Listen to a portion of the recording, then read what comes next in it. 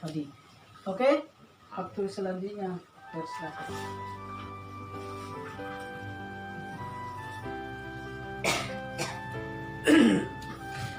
Baik, selamat pagi buat jemaat yang dikasihi Tuhan. Selamat pagi. Bagaimana kabar Bapak Ibu semuanya? Puji Tuhan. Semuanya puji Tuhan pada sehat-sehat. Dan selamat datang juga kepada Najung yang sudah lama datang juga karena kendala di Kota Kupang. Dan juga mungkin ada hal-hal yang lain yang keperluan pribadi jadi terhalang, dan bukan hanya itu saja. Itu tentu karena ada memang kendala selama ini karena corona, betul.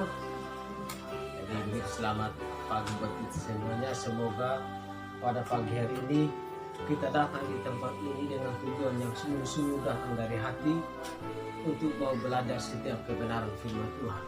Seperti yang kita tadi nyanyikan lagu itu, mengikut Tuhan itu keputusan pribadi. Jadi walaupun orang Kristen, dia jadi Kristen karena didorong oleh orang lain, tanpa hatinya sendiri tidak ada hati untuk Tuhan, maka itu tidak bisa diterima. Makanya saya dengan tegas mengatakan, selalu mengajarkan jemaat di sini bahwa orang percaya Yesus itu tidak bisa dipaksa. Makanya pembaptisan itu tidak boleh disorong oleh orang tua, karena itu pemaksaan sebenarnya. Amin. Tidak boleh. Kenapa kita bilang itu sebuah pemaksaan? Karena pembaptisan itu adalah sebuah tanda pertobatan. Tanda pertobatan itu adalah terlahir dari hati yang mau mengikuti Tuhan dan mau berkomitmen, mau menerima Yesus sebagai Tuhan dan Juru Selamat. Mengikut Tuhan, keputusan Tuhan. Nah, ketika kita bertobat dan percaya, maka dari situlah kita berjanji di hadapan Tuhan bahwa saya mau mengikuti Tuhan sampai akhir hidup saya. Amin. Jadi di sini sudah sungguh-sungguh mau bertobat, mengikuti Tuhan. Amin. Puji Tuhan ya. Saya senang sekali kita bisa ada orang Kristen yang sungguh-sungguh mau mencari kebenaran di Saburai Jua. Jadi sebelum kita memulai mendengarkan firman Tuhan, mari kita berdoa terlebih dahulu. Bapa yang berada di dalam kerajaan surga, Allah yang kami sembah di dalam nama Tuhan Yesus Kristus, kami bersyukur ya Tuhan atas setiap pimpinan dan penyertaan-Mu dalam setiap kehidupan kami ya Tuhan. Sehingga sampai hari ini ya Tuhan, kami masih tetap bisa berkumpul ya Tuhan, untuk mau belajar setiap firman-Mu ya Tuhan, yang selalu menguatkan iman kepercayaan kami terhadap-Mu ya Tuhan. Sehingga dalam menghadapi apapun yang ada di depan mata kami ya Tuhan, kami tidak mau tertipu oleh hal-hal yang demikian ya Tuhan. Tetapi biarlah kami, mata hati kami ya Tuhan, tertuju kepada anugerah yang Engkau sudah berikan kepada kami ya Tuhan. Terima kasih Tuhan, hamba-Mu berdoa ya Tuhan buat jemaat hamba-Mu yang hadir pada pagi hari ini, baik yang tidak sempat hadir pada pagi hari ini ya Tuhan. Kiranya Engkau memberkati kami semuanya Tuhan, agar hati kami tetap ada rasa, ada keingintahuan akan setiap firman-Mu ya Tuhan, untuk mengisi setiap kehidupan kami, kehidupan iman kami ya Tuhan. Sehingga kami juga ya Tuhan, semakin hari semakin diteguhkan oleh firman-Mu ya Tuhan. Engkau berkati kami ya Tuhan. Hamba-Mu juga berdoa ya Tuhan buat keluarga hamba-Mu, bahkan jemaat maupun simpatisan yang saat ini yang keadaan kurang sehat ya Tuhan. Kiranya Engkau campur tangan dalam setiap pengobatan yang sudah diupayakan oleh keluarga ya Tuhan. Kiranya Engkau campur tangan dalam proses pemulihan mereka ya Tuhan, sehingga kuasa-Mu bisa dinyatakan ya Tuhan, sehingga mereka juga ya Tuhan bisa disadarkan dan mau mendekatkan diri terhadap-Mu ya Tuhan. Kami berdoa hanya di dalam nama Tuhan Yesus Juru Selamat kami yang hidup. Amin. Saudaraku yang dikasihi di dalam nama Tuhan Yesus Kristus, setiap pribadi manusia itu memiliki yang namanya semangat hidup. Artinya dalam bahasa Sabunya, setiap pribadi daurewawa era padarangi ulo luas semangat nih. Entah dia mau kerja untuk Tuhan dan juga untuk setan. Memiliki semangat. Namun yang kita lihat pada saat ini, saudaraku yang dikasihi di dalam nama Tuhan Yesus Kristus, terkhususnya di kalangan kekristenan, ada orang Kristen yang spiritnya melayani Tuhan, tidak semuanya benar. Ternyata ada dua. Ada yang semangat Tuhan, motivasinya salah. Ada yang semangat melayani Tuhan, motivasinya benar.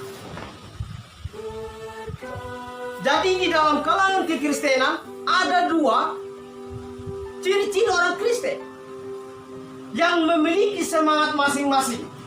Ada yang memiliki semangat untuk melayani Tuhan tanpa pengertian yang benar. Ada yang memiliki semangat hanya untuk memuaskan keinginannya saja. Ini perhatikan Bapak Ibu. Nah, kenapa saya harus kupas ini? Saya sudah bahas juga tentang hal ini. Cuma pada pagi ini saya ingin mengingatkan kita kembali supaya kita sadar bahwa di kalangan kekristenan itu cara melayani Tuhan tidak semuanya benar. Amin. Tidak semuanya benar.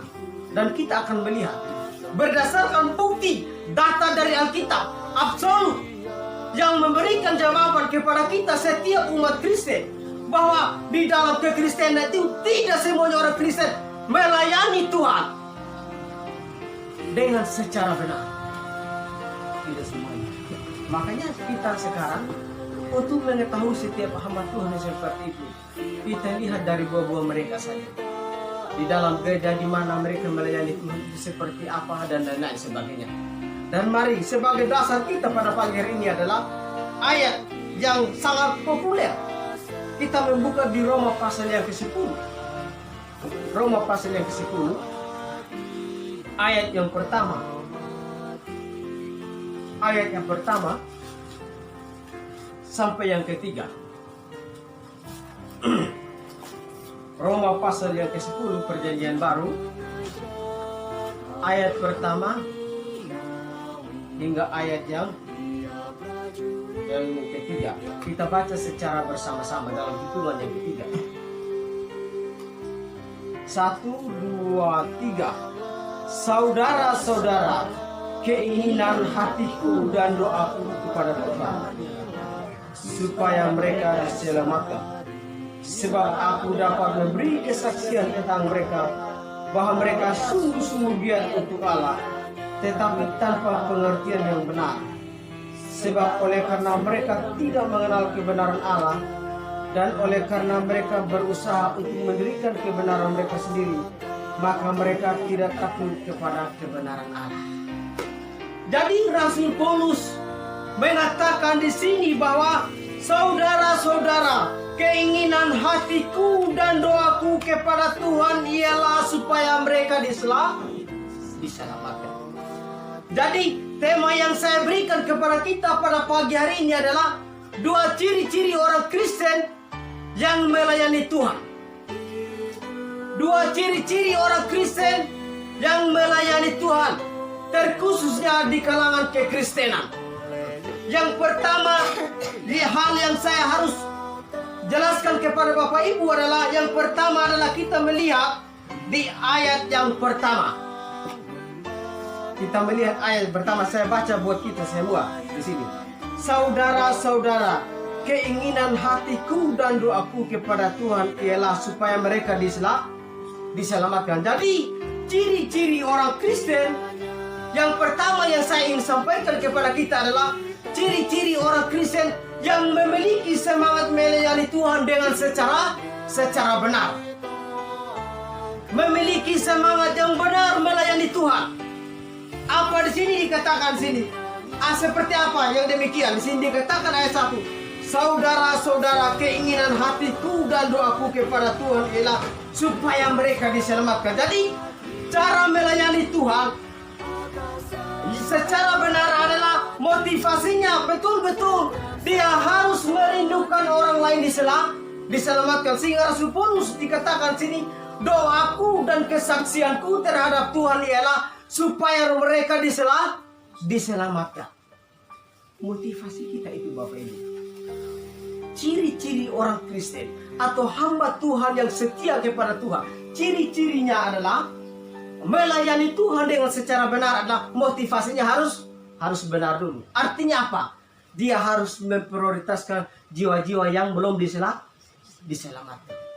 Doaku dan kesaksianku adalah supaya mereka diselamatkan. Jadi di sini tersirat di sini tanggung jawab kita manusia, bahwa untuk mendapatkan mereka yang hilang adalah kita perlu berdoa. Saya tadi pagi baca kisah Daniel, di mana waktu itu di masa pembuangan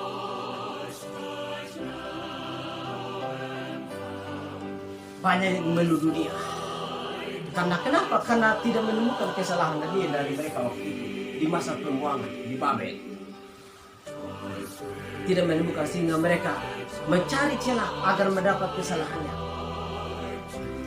Tetapi Daniel, mereka mencari celah kepada raja waktu itu untuk memberikan titah, mengeluarkan satu titah, supaya ada satu pelarangan bahwa siapa dalam 30 hari tidak mau menyembah kepada raja, maka dia harus dilempar ke gua singa. Akhirnya karena mereka bergegas untuk meminta kepada raja, kumpul bupati, wali-wali negeri, kepala pembesar waktu itu mengumpulkan dan bermufakat dengan tujuan mencela Daniel. Kalau sampai Daniel masih berdoa kepada Allah yang benar, yang sudah menjelaskan mimpi, arti dari mimpi itu, maka dia harus dilemparkan ke gua singa. Dan waktu itu mereka pergi melihat Daniel. Daniel ada berdoa terhadap Tuhan. Dia masuk ke dalam kamar 3 ke atas dan dia berdoa 3 kali sehari. Akhirnya karena mereka sudah mencela bahwa itu sebuah kesalahan, akhirnya dia dilemparkan ke dalam gua singa. Dan di dalam gua singa itu dia berdoa di situ dan dia tidak terluka satu apapun oleh singa itu. Akhirnya karena dilihat oleh seperti itu oleh Raja Babel, Nebukadnezar, akhirnya suruh ditarik kembali. Amin. Suruh ditarik kembali bahwa betul-betul Allah yang disembah oleh Daniel, Allah yang benar. Amin. Jadi dia berdoa sehingga dia terhindar dari cara-cara manusia yang mencela kehidupan imannya. Dia berdoa. Demikian juga Rasul Paulus berdoa di sini. Doaku dan kesaksianku adalah supaya mereka diselamatkan. Jadi terlihat di sini motivasi seorang Kristen atau seorang Kristen melayani Tuhan dengan secara benar. Dia harus betul-betul prioritaskan jiwa-jiwa yang belum diselamatkan. Caranya bagaimana? Dia harus berdoa sambil memerintahkan ini.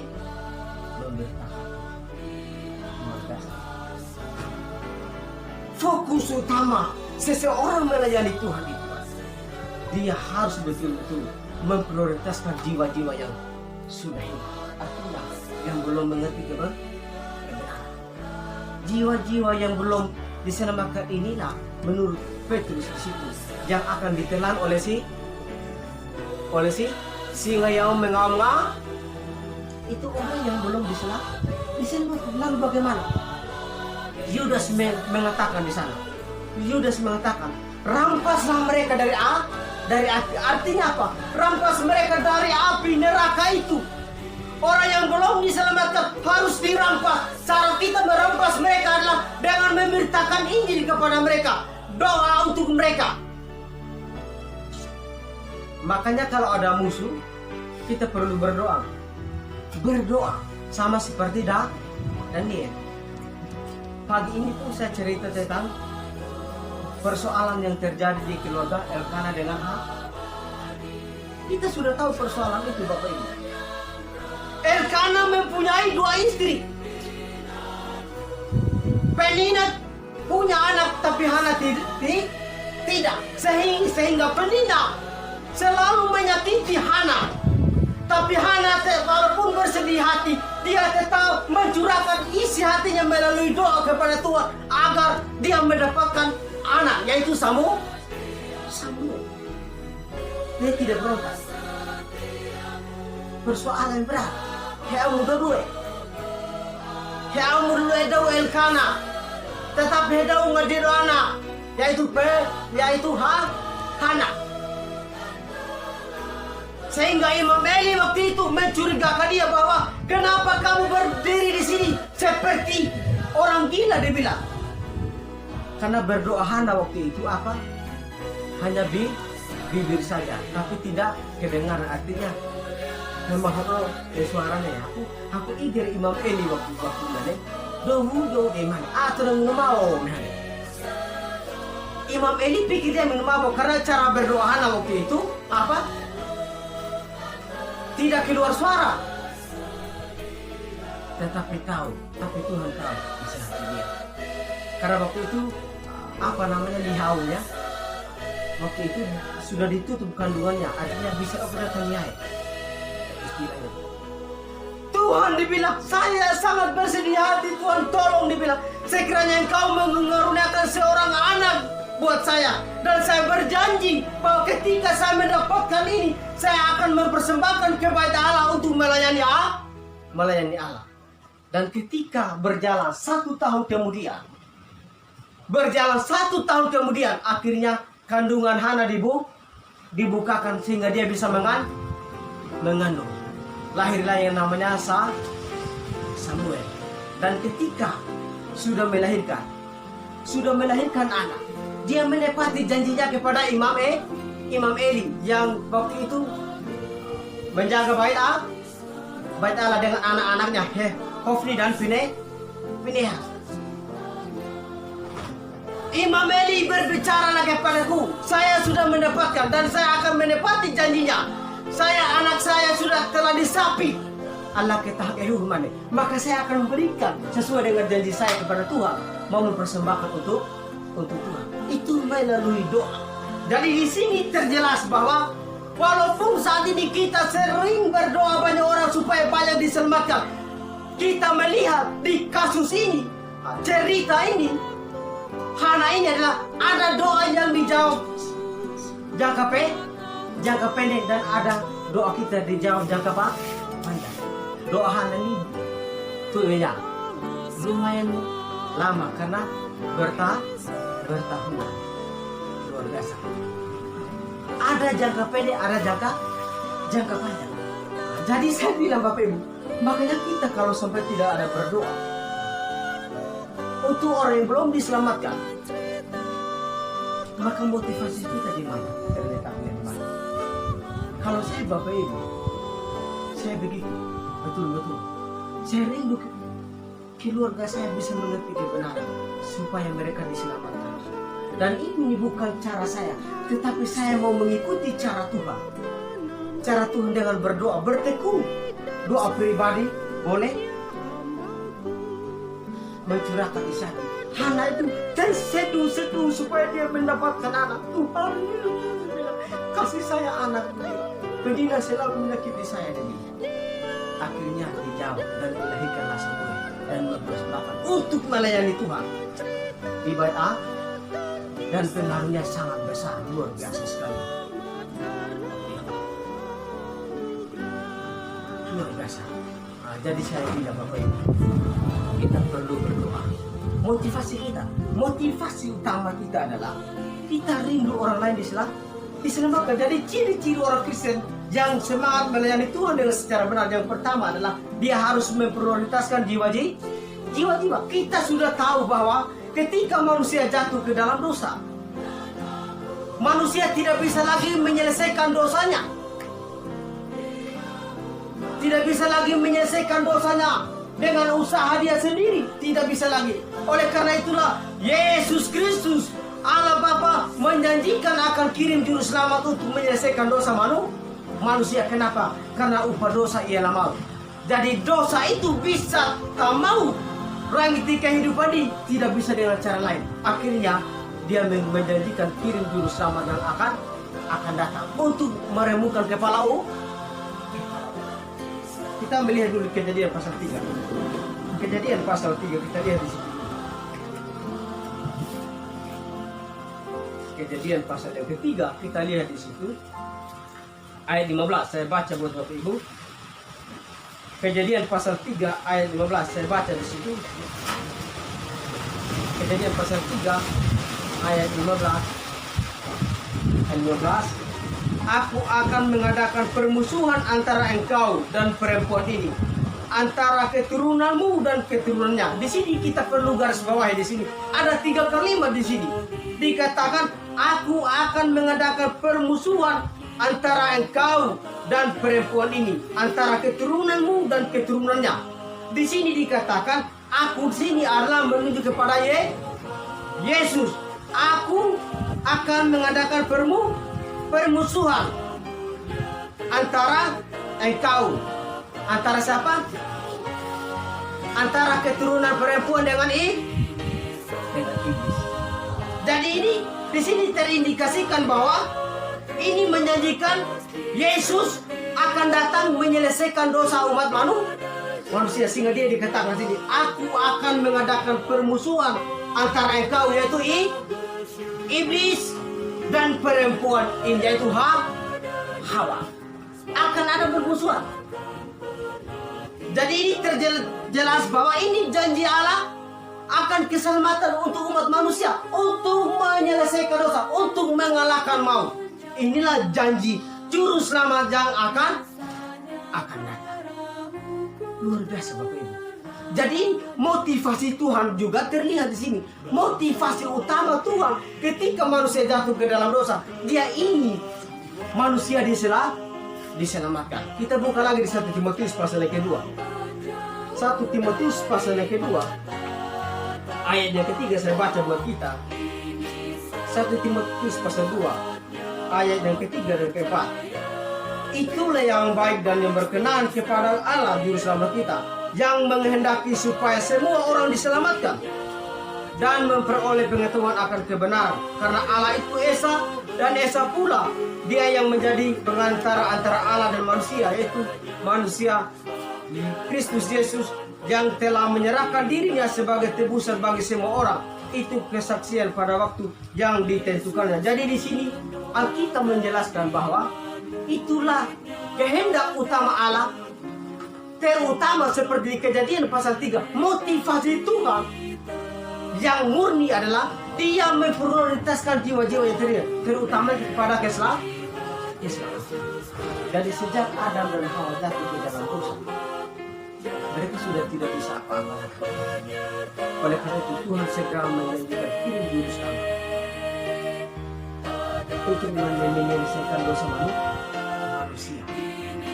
Sehingga di 1 Timotius 2 juga dikatakan bahwa yang kehendaki ialah supaya mereka memperoleh keselamatan dan memperoleh pengetahuan akan kebenaran. 1 Yohanes 5:20 di situ, Tuhan sudah mengaruniakan kepada kita segala pengertian yang benar untuk mengenal kebenaran. Jadi kalau ada orang yang lain dari kebenaran, bukan salah kita lagi. Itu dia sendiri yang salah. Yang salah. Bapak Ibu, saudaraku yang dikasihi di dalam nama Tuhan Yesus Kristus. Jadi Rasul Paulus menjelaskan di sini bahwa ciri-ciri orang Kristen yang memiliki semangat yang benar dalam melayani Tuhan adalah dia harus memprioritaskan yang namanya keselamatan jiwa orang lain, dan dia harus berdoa. Alkitab tidak pernah mengajarkan bilang apa memberitakan Injil itu tanpa berdoa tidak pernah, atau berdoa itu tanpa memberitakan Injil tidak bisa. Tetapi Alkitab selalu mengajarkan memberitakan Injil itu sambil berdoa kepada Tuhan. Hebatnya kamu supaya keluarga dodo tada lideo dae bisa mereka tera dodo pakena, tapi kali deo pernah ya bisa nata tada ya bata hammeli deo anugerah deo do bisa tapi mau no tidak rahala lihat, sehingga perino ne made pasti dia masuk. Aku rindu di urjara perebawa. Daud terutama Daud diselamatkan. Semangat melayani di itu adalah kita harus betul-betul merindukan setiap orang yang diselamatkan itu bisa diselamatkan dengan cara memberitakan Injil, dengan mendoakan mereka. Makanya Rasul Paulus di kedua Korintus sana dikatakan dia tidak memprioritaskan hal-hal yang lain, tetapi dia memperhatikan apa yang di atas. Karena upah dia hanya memilih Injil. Dia memiliki hak kepada jemaat. Bolehlah kamu kasih saya berpuluh dan segala macam. Tapi dia tidak mau mengutamakan itu. Tetapi dia bilang upahku melalui Injil ada. Melalui Injil. Artinya dia mau mengutamakan keselamatan orang pada waktu itu. Sehingga dia dikatakan sini, doaku dan kesaksianku adalah supaya mereka diselamatkan. Amin. Itu ciri-ciri orang yang betul-betul apa? Betul-betul semangat yang benar dalam melayani Tuhan itu rindu menyelamatkan orang lain. Keselamatan itu penting karena semua manusia membutuhkan yang namanya keselamatan. Tapi saat ini orang cara mencari keselamatan sangat salah. Ada yang pergi ke dukun dan lain sebagainya supaya mereka disembuhkan dari penyakit jasmani mereka yang mereka alami. Itu keselamatan yang semu, bukan keselamatan yang kekal. Ada yang bertanya ke dukun segala macam. Kita buka dulu di Imamat pasal 11. Kita buka di Imamat pasal 11. Perhatikan Bapak Ibu, luar biasa kesesatan sekarang. Ibrani pasal yang ke-11, Imamat pasal yang ke-11. Ayat 26.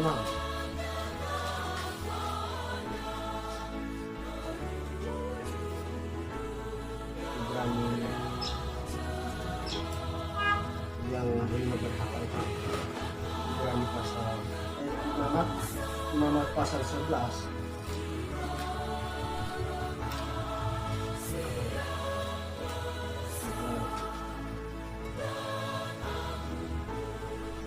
Ibrani 10 ayat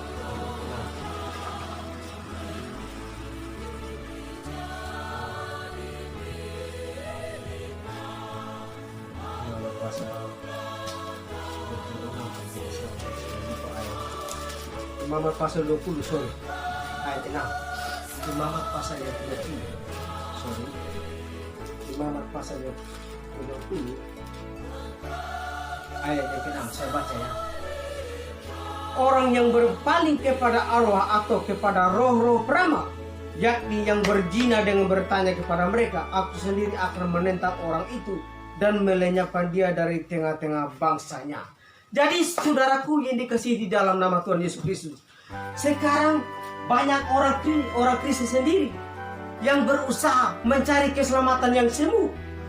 Di saat mereka sakit bukan lari kepada Tuhan, bukan mau lari untuk mencari kebenaran, tetapi mereka dengan berzina terhadap Tuhan, dengan mencari dukun dan lain-lain sebagainya agar mereka bisa disembuhkan dari segala sakit penyakit yang mereka alami. Itu berzina secara rohani di hadapan Tuhan, dan orang yang demikian harus dilenyapkan dari tengah-tengah bangsa Israel.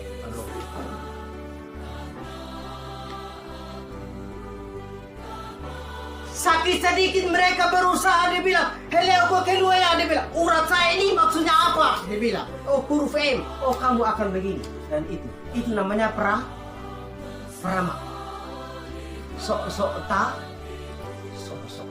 Di sini ada peramal yang banyak sekali. Iya, berapa banyak? Banyak sekali. Kamu dapat apa dari orang yang demikian?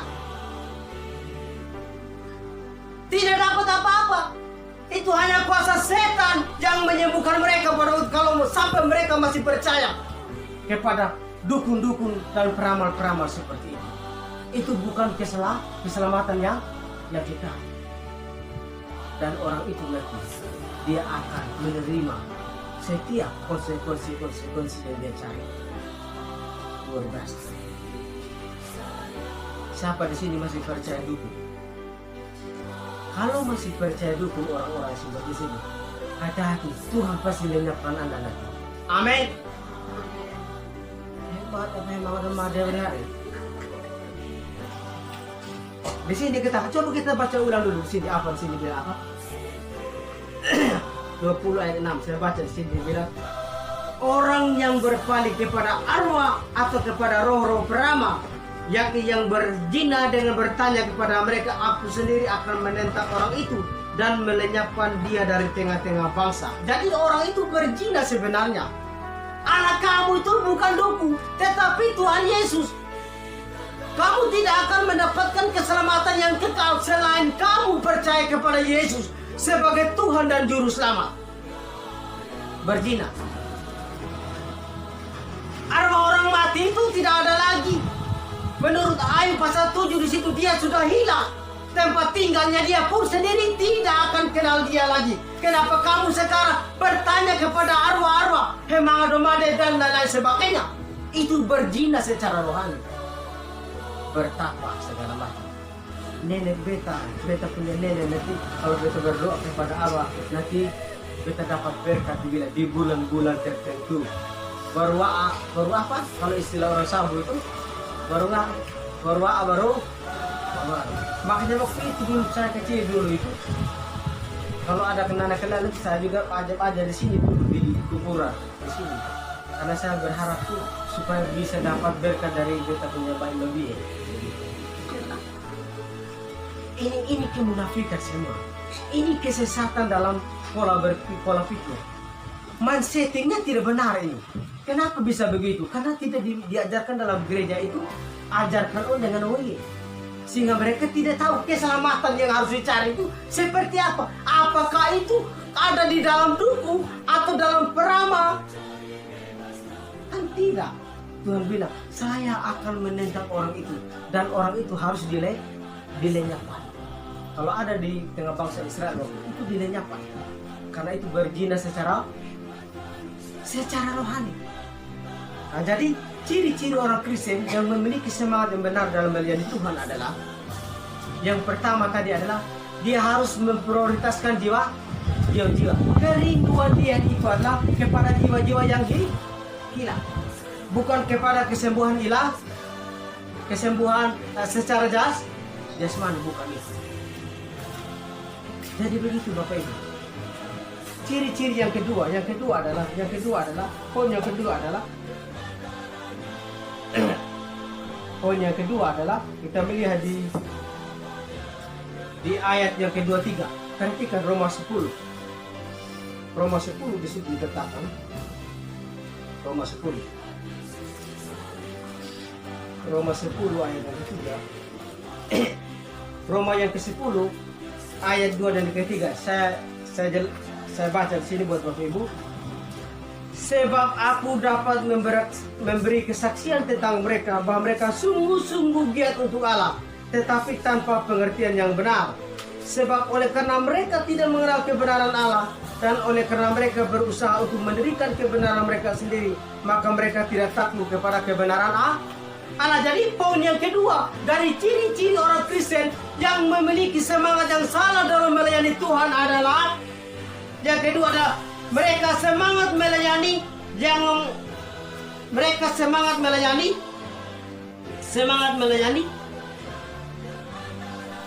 benar adalah semangat melayani yang mau tetap menyatakan pemahaman yang salah dan yang benar akan firman Tuhan. Jadi ciri-ciri orang Kristen yang melayani Tuhan dengan secara benar itu dia betul-betul semangat harus tetap menyatakan setiap kesalahan doktrin di dalam sebuah gereja.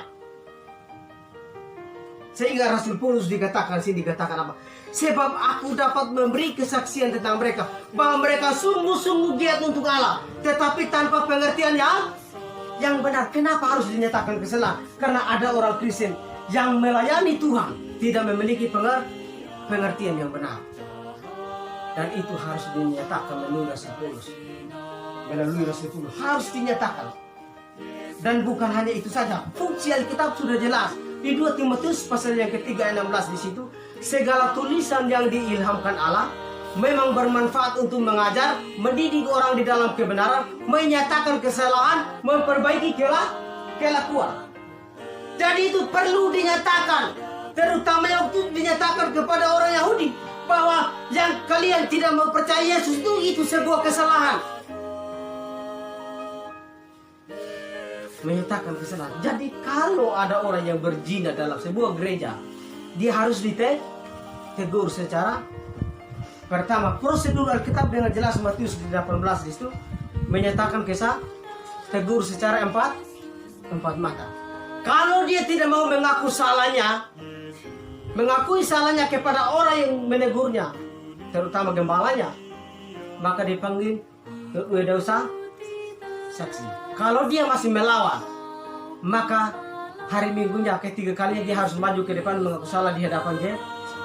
Kalau dia tidak mau berarti dikeluar. Itu pendisiplinan. Jadi harus jemaat yang benar, yang memiliki pendisiplinan yang benar dalam gereja, harus ada disiplin. Karena kalau tidak ada disiplin dalam gereja, sama saja itu tidak ada gunanya di dalam gereja. Orang tidak akan takut dengan firman Tuhan. Tapi kalau GBI harus terapkan itu. Mau tidak mau harus. Karena Alkitab mengajarkan itu. Ini kita perlu, ini tidak boleh main-main ini. Nah, jadi kalau kita seandainya ada pemikiran-pemikiran yang lain-lain baru sampai begitu terjadi seperti di jemaat-jemaat yang lain di keluar. Saya sedih sekali kalau hati saya. Karena saya rindu mereka tetap berjemaat di gereja yang Alkitabiah. Seperti yang khotbah tadi, yang minggu lalu. Pujian Tuhan terhadap jemaat Tesalonika, yaitu mereka karena iman mereka. Jadi kalau sampai sudah keluar dari jemaat yang Alkitabiah, Yesus tidak akan memuji jemaat yang bukan milik Tuhan. Yang Yesus memuji adalah jemaat yang milik Tuhan saja. Artinya di mana iman mereka teguh atas firman Tuhan. Sehingga waktu itu di jemaat Tesalonika, Yesus memuji mereka di mana mereka mau menerima setiap kebenaran yang sudah disampaikan oleh Rasul Paulus, menerima dengan penuh sukacita. Jadi ada kerinduan di dalam hati mau menerima kebenaran firman Tuhan. Jadi di setiap jemaat itu kalau tidak ada kerinduan, itu kita ada tanyakan sebenarnya. Maka semangat saya dalam melayani Tuhan yang benar adalah saya harus betul-betul melayani, tetap menyatakan pemahaman yang salah dan yang sesat. Menyatakan pemahaman yang sesat dan yang benar. Jadi Rasul Paulus menyatakan seperti, makanya di Kisah Para Rasul 17 kita lihat lagi di situ, Kisah Rasul pasal 17 di situ. Waktu dia berjalan ke Athena, saya sudah singgung minggu lalu di konteks ini. Kisah Para Rasul 17 ayat 22. Ayat 22 saya baca. Paulus pergi berdiri di atas Areopagus dan berkata, "Hai orang-orang Athena, aku lihat bahwa dalam segala hal kamu sangat beribadah kepada dewa-dewa. Sebab ketika aku berjalan-jalan di kotamu dan melihat-lihat barang-barang pujaanmu, aku menjumpai juga sebuah mezbah dengan tulisan kepada Allah yang tidak dikenal. Apa yang kamu sembah tanpa mengenalnya itulah yang kuberitakan kepadamu. Allah yang telah menjadikan bumi dan segala isinya, Ia yang adalah Tuhan atas langit dan bumi, tidak diam dalam kuil-kuil buatan tangan manusia, dan juga tidak dilayani oleh tangan manusia seolah-olah ia kekurangan apa-apa, karena dialah yang memberikan hidup dan nafas dan segala sesuatu kepada semua orang." Saudaraku yang dikasihi di dalam nama Tuhan Yesus Kristus, gereja saat ini dibilang, ada yang sampai mengatakan bilang tidak boleh kamu menganggap pengajaranmu lebih benar dari orang lain. Semuanya kita sama, sudah menyembah Yesus, dia bilang. Ini keliru sekali. Rasul Paulus tidak pernah mengajarkan kita untuk membungkam, artinya untuk menutup mulut supaya kita tidak boleh menyatakan yang namanya kesesatan itu, kebenaran itu. Di sini sudah jelas. Di Athena sini ketika dia berjalan dari Tesalonika, dia memberitakan Injil ke sana, dia menyatakan bahwa di Athena ini adalah penuh dengan berhala. yang kalian buat di sini, di kuil-kuil buatan tangan manusia ini adalah bukan Allah yang benar. Itu Allah yang tidak dikenal. Tetapi waktu itu orang di Athena ini, mereka kita lihat di ayat 19 di situ. Mereka bingung waktu itu. Rasul Paulus mengajarkan di sini dikatakan apa? Lalu mereka membawanya menghadap sidang Areopagus dan mengatakan, bolehkah kami tahu ajaran baru mana yang kau ajarkan ini? Sebab engkau memperdengarkan kepada kami perkara-perkara yang aneh. Karena itu kami ingin tahu apakah artinya semuanya itu. Adapun orang-orang Athena dan orang-orang asing yang tinggal di situ tidak mempunyai waktu untuk sesuatu selain untuk mengatakan atau mendengar segala sesuatu yang baru. Paulus pergi berdiri di atas Areopagus dan berkata, hai orang-orang Athena, aku lihat bahwa dalam segala hal kamu sangat beribadah kepada dewa-dewa. Jadi orang Yahudi di Athena, mereka kebingungan di saat Paulus menyatakan bahwa Yesus adalah Mesias. Di saat Paulus menyatakan bahwa Allah yang kamu sembah itu bukan Allah yang benar. Sehingga mereka meluangkan waktu untuk bilang, sebenarnya apa yang kamu ajarkan? Bagi kami ini, mereka bilang sepertinya aneh, hal yang baru. Dan kami ingin tahu. Dan Rasul Paulus menyatakan bahwa yang dia beritakan itu adalah Mesias. Dan waktu itu banyak orang yang diselamatkan. Ada yang beberapa orang yang diselamatkan, terutama majelis Areopagus sendiri. Coba kita lihat di ayat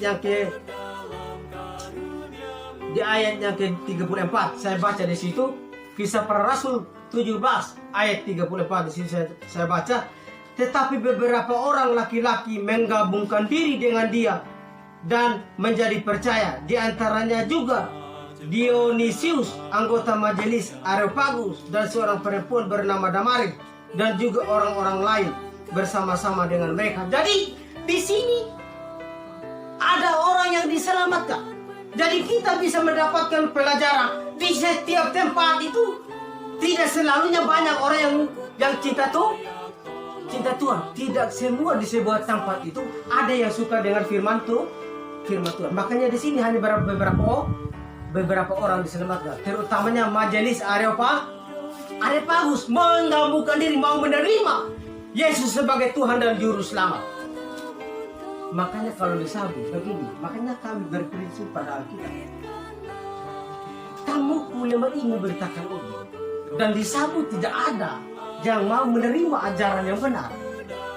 Sebenarnya kami tidak terlalu persoalkan itu juga, karena di sini dikatakan bahwa di setiap tempat itu ada orang yang memang mayoritas yang tidak cinta Tuhan, dan ada juga yang percaya tapi mungkin sedikit. Contohnya di salah satu di Athena. Di Tesalonika juga di situ ada yang percaya, tapi bukan semua orang di Tesalonika situ menerima kebenaran. Ada juga yang menolak. Aku heran dengan itu. Jadi itu tetap menyatakan kesalahan, supaya orang itu bisa sadar dan berbalik dari kesesatan kepada kebenaran. Jadi ciri-ciri orang Kristen yang semangat melayani Tuhan dengan secara benar. Yang kedua adalah dia harus tetap semangat menyatakan pemahaman yang salah dan yang benar. Jadi di sini sudah pernah kasih tahu orang lain, sudah baptisan percikan itu harus dikasih tahu. Istilah perjamuan kudus itu harus dikasih tahu. Tidak boleh malu akan setiap kebenaran yang kita sudah dapatkan. 2 Timotius 2 di situ ayat 15 dikatakan, usahakanlah kamu berterus terang dengan setiap firman yang kamu dapatkan. Waktu itu Timotius menghadapi pengajaran sesat. Rasul Paulus perintahkan kepada dia agar dia betul-betul harus berusaha berterus terang menyatakan pemahaman yang keliru atau yang sesat. 2 Timotius pasal 2 ayat 15. Usahakanlah kamu berterus terang terhadap apa yang kamu sudah dapatkan. Jangan malu. Dan itulah syarat seorang hamba Tuhan yang memenuhi syarat. Seorang hamba bisa layak di hadapan Tuhan itu apa dia mau jujur akan kebenaran. Dia tidak boleh sembunyi di dalam hatinya akan setiap kebenaran yang dia dapatkan. Dia harus sampaikan kepada orang-orang yang belum mengenal kebenaran. Di sini sudah siap menyatakan kesalahan, menyatakan kebenaran, berani seperti Rasul Paulus di Athena. Penyembahan berhala itu sesat. Bodoh apa? Paulie, pateruamu itu sesat. Itu bukan Allah, itu Allah yang tidak dikenal. Membuat kuil di sebuah daerah itu salah dan mempersembahkan ki dohoge. Kalau beta dulu di beta pembaik menjadi, kalau dia mau air itu situ, dia mau air situ. Kalau dia sudah taruh daging babi, daging ki, saya bisikan di situ. Itu bukan Allah yang benar. Membuat kuil-kuil mesbah dan mempersembahkan daging kambing, daging domba, segala macam dipersembahkan semuanya. Seolah-olah itu Allah yang benar, tapi tidak. Itu harus dinyatakan bahwa itu sesat. Apalagi berdoa untuk orang mati, itu lebih parah lagi. Sekarang banyak gereja yang mengajarkan doa untuk orang mati. Dasar kita dari mana? Tidak. Dan kita perlu mendoakan menurut Rasul Paulus di Roma pasal 10 itu di saat dia masih hidup, supaya dia bisa tertolong, bisa mendengarkan Injil yang benar. Bukan sesudah dia mati sudah di luar Tuhan, sudah begini bilang kita mendoakan dia biar dia bangkit kembali. Bukan begitu, itu salah total. Itu semangat yang keliru, bukan semangat yang benar lagi. Jadi ciri-ciri orang Kristen yang memiliki semangat yang benar dalam melayani Tuhan, yang pertama tadi apa? Dia harus memprioritaskan keselamatan. Seperti Tuhan, sejak manusia jatuh ke dalam dosa,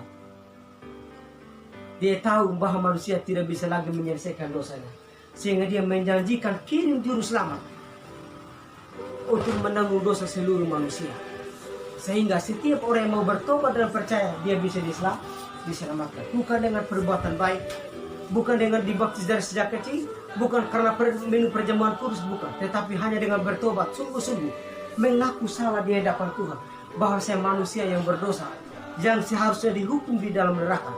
Tetapi karena anugerah Allah, kasih Allah, sehingga dia menjanjikan kirim juru selamat untuk menanggung dosa saya. Dan saya sudah tahu, hanya melalui penghukuman Tuhan di atas kayu salib, saya bisa mendapatkan yang namanya anugerah.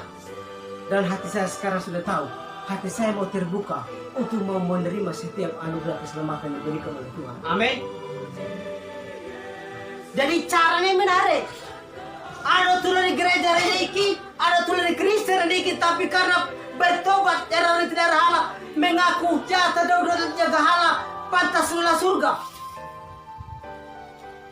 Tetapi karena rupa darah dewa muri, tamade paju ketoi matago halaya, ketoi kirane bisa tuh dahulu lama, hanya melalui Tuhan Yesus di atas kayu salib. Ruwe tak ada ludune, aku hatinya harus terbuka, mau tahameli deo dopetune. Amin. Kiri doamu itu jelas. Itu jelas kalau kita mengatakan dia hidup di luar kasih karunia. Amin. Galatia pasal 5. Dia hidup di luar kasih dia, di luar kasih karunia. Artinya apa? Dia tidak memiliki Kristus di dalam hatinya. Semangat yang benar dalam melayani Tuhan. Yang kedua adalah tadi, dia harus betul-betul semangat tetap menyatakan pemahaman yang sesat dan yang benar. Luar biasa. Yang ketiga adalah kita melihat di ayat 1-3. Roma pasal 10. Buka Alkitabnya supaya mengerti akan firman Tuhan. Roma pasal 10.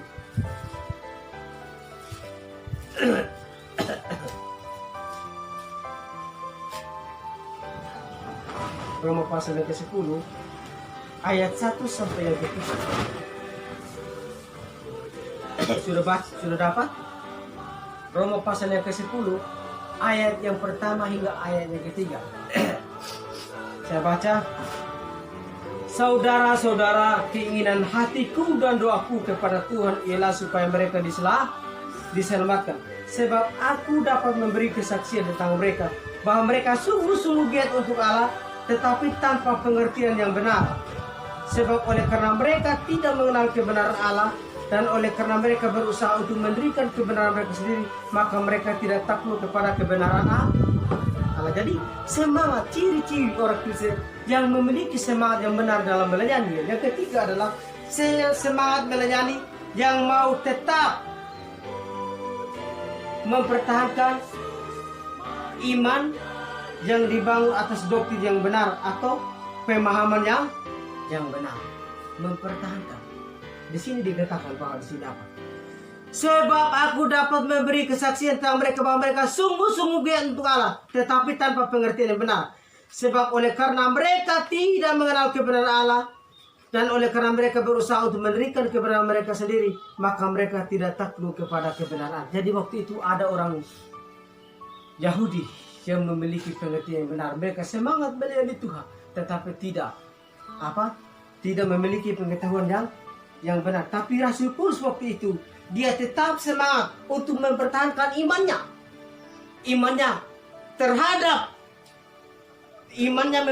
imannya yang dibangun atas doktrin yang benar atau pemahaman yang benar. Dia tetap mempertahankan itu. Dia tidak bergeser, Bapak Ibu. Dia tidak bergeser dari hal itu. Jadi kalau sampai kita saat ini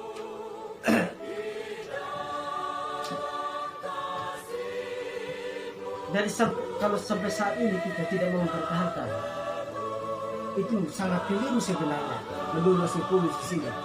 Karena dia sudah katakan di 1 Timotius pasal 4 di situ tadi, dikatakan ayat 6 di situ dikatakan sana, akan tetapi kamu saudara-saudara yang kukasihi, bangunlah dirimu sendiri di atas dasar imanmu yang paling suci dan berdoalah dalam Roh Kudus. Jadi kita betul-betul tetap berdoa, bangun atas dasar itu sudah dibangun atas apa?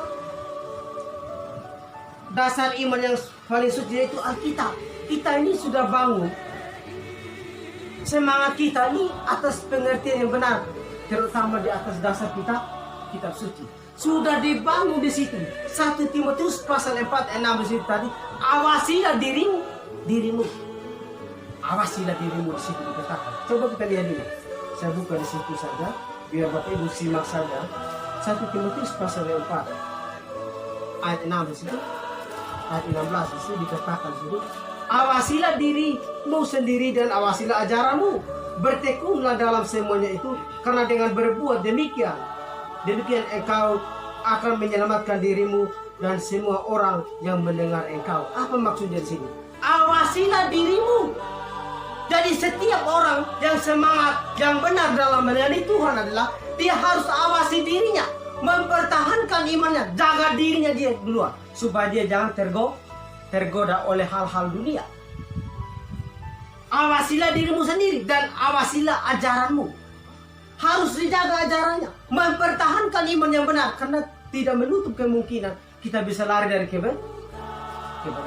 Kita bukan seperti ajaran Calvinis bahwa manusia yang bertobat itu tidak bisa bisa.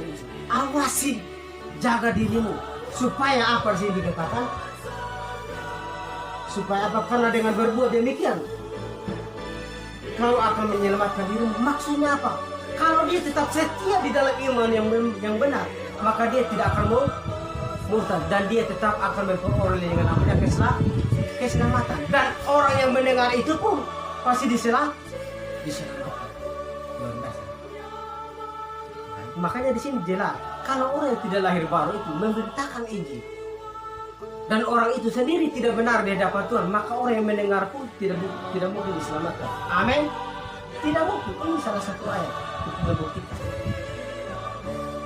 untuk membuktikan mempertahankan kebenaran firman Tuhan. Mengapa Bapak Ibu? Ibrani 10 di sana dikatakan. Kita lihat dulu Ibrani 10. Mengapa kita harus mempertahankan iman kita? Ibrani 10 di sini dikatakan bahwa, saya baca di sini ayat 26 sampai 27. Ibrani 10 ayat 26 sampai 27 saya baca. Sebab jika kita sengaja berbuat dosa sesudah memperoleh pengetahuan tentang kebenaran, maka tidak ada lagi korban untuk menghapus dosa kita. Tetapi yang ada ialah kematian yang mengerikan akan penghakiman dan api yang dasar yang akan menghanguskan semua orang durhaka. Jadi mengapa kita perlu mempertahankan iman kita? Mengapa kita mempertahankan? Karena itu diperlukan untuk masuk surga. Jadi ketika kamu murtad, kamu tidak akan lagi bisa diperbaharui sekali lagi. Kamu sudah murtad.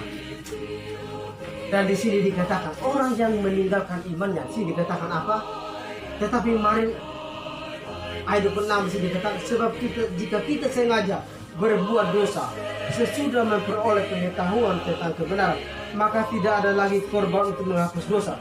Tetapi yang ada ialah kematian yang mengerikan akan penghakiman dan api yang dasar yang akan menghanguskan semua orang durhaka. Jadi tidak ada obat lagi.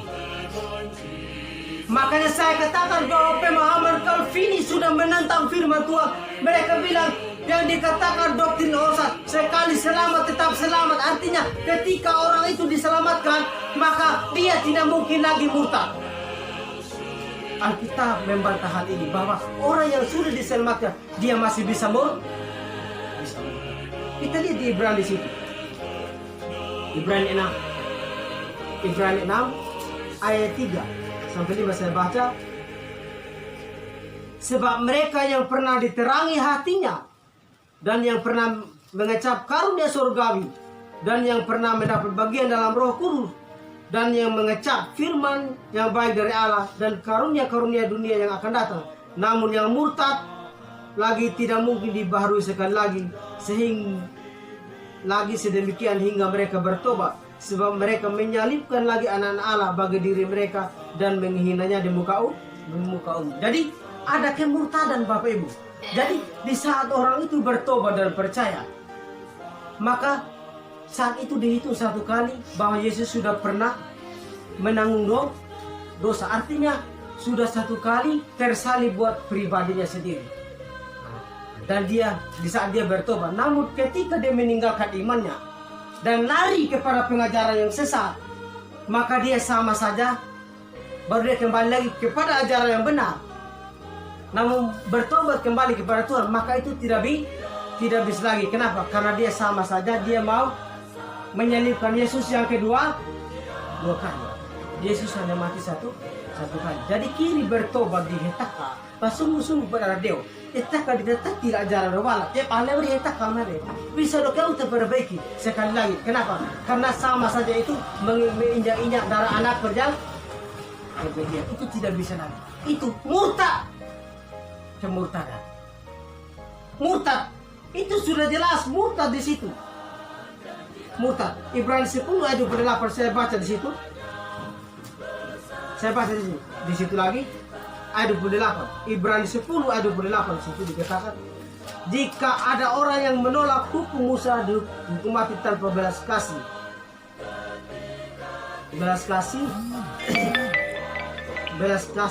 Kasihan atas keterangan 2 atau 3 orang saksi, betapa lebih beratnya hukuman yang harus dijatuhkan atas dia yang menginjak-injak anak Allah, yang menganggap najis darah perjanjian, yang menguduskannya, yang menghina roh kasih karunia.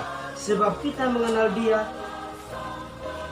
yang berkata, pembalasan adalah hakku, akulah yang menuntut pembalasan, dan lagi Tuhan akan menghakimi umatnya. Jadi di situ dikatakan bahwa menginjak-injak anak Allah di situ itu murtad.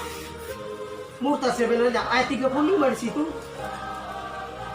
Ibrani 10 ayat 35 di situ dikatakan lagi di situ. Saya baca buat Bapak Ibu di situ. Sebab itu janganlah kamu melepaskan kepercayaanmu, karena besar upah yang menantinya. Di sini kata melepas ini dari kata Yunani apobalo. Apobalo di bahasa Inggris itu, di King James Version itu throw away, artinya membuang, melepaskan. Jadi orang yang sudah lahir baru itu dia masih bisa melepaskan kepercayaannya, membuang dari kata apobalo. Melepaskan juga dari kata paresia. Di King James Version di situ diterjemahkan dengan kata confident. Artinya Jangan menjadi goyah keyakinannya. Jadi orang Kristen yang sudah sungguh-sungguh bertobat kepada iman yang benar, dia masih bisa goyah, bisa tak kereko, dan bisa tak kira kebenaran, bisa tetap. Jadi Alkitab sangat jelas mengatakan kepada kita bahwa orang Kristen yang sungguh-sungguh bisa murka. Makanya saya bilang supaya kita bertumbuh, makanya kita betul-betul harus lagi belajar firman Tuhan, terutama tentang pendalaman Alkitab. Karena di 1 Timotius pasal 2 di situ dari ayat 3, aku menghendaki supaya semua orang diselamatkan dan memperoleh pengetahuan akan kebenaran. Ketika orang itu diselamatkan, maka dia betul-betul harus ada kerinduan untuk belajar firman Tuhan. Karena Yesus sendiri menghendaki ketika orang itu diselamatkan, bukan hanya stop di situ saja, tapi Tuhan menghendaki orang Kristen itu harus belajar firman Tuhan supaya dia memperoleh pengetahuan akan kebenaran. Nah, jadi satu poin ini saja yang saya sampaikan pada pagi hari ini buat kita, bahwa tadi saya berikan tema 2 ciri-ciri orang Kristen yang melayani Tuhan di dalam gereja atau di kalangan kekristenan. Yang pertama tadi adalah ciri-ciri orang Kristen yang melayani Tuhan dengan secara benar, dengan yang salah. Tapi poin yang pertama saja yang saya sampaikan pada minggu ini, mungkin minggu depan baru saya lanjut kepada ciri-ciri orang Kristen yang memiliki semangat melayani Tuhan dengan secara salah. Dan yang di sini tadi dikatakan bahwa ciri-ciri orang Kristen yang memiliki semangat yang benar tadi, yaitu dia harus ada kerinduan untuk menyelamatkan orang lain. Di sini sudah siap memberitakan ini. Amin. Dan yang kedua adalah semangat melayani yang mau tetap menyatakan pemahaman yang salah dan yang benar. Jangan takut, karena Rasul Paulus perintahkan kepada 2 Timotius di sana ayat 2 ayat 15. 2 Timotius pasal 2 ayat 15 di sana, usahakanlah kamu berterus terang terhadap firman yang kamu sudah dapatkan kepada orang lain. Aku boleh malu-malu. Memang kita harus lihat situasi dan keadaan. Tetapi kalau memang momennya sudah pas, memang kita harusnya katakan, jangan takut. Dan yang ketiga adalah semangat melayani yang mau tetap mempertahankan iman yang dibangun di atas doktrin yang benar dan pemahaman yang benar. Harus mempertahankan. Jadi kalau ada orang yang goda dari sini, kira-kira mau lari nggak? Apalagi masih muda begini. Misalnya nanti kalau ada lihat cewek di Jakarta di Hersol, dia bilang saya sudah dapat cewek, saya harus lari dulu, kasih tinggal ini iman. Oh, ini bahaya. Kalau Hersol kembali lagi tidak bisa diperbaharui, luar biasa. Kami bukan kelompok Calvinisme yang mengajarkan kesesatan yang melanda seluruh dunia. Daudo Praha itu masih bisa murtad. Sangat jelas Alkitab menjelaskan di sini. Jadi 3 poin tadi yang kita pelajari dari ciri-ciri orang Kristen yang melayani Tuhan dengan secara benar. Minggu depan baru kita lanjut lagi yang poin yang kedua. Demikian yang saya sampaikan pada pagi hari ini. Mari kita berdoa.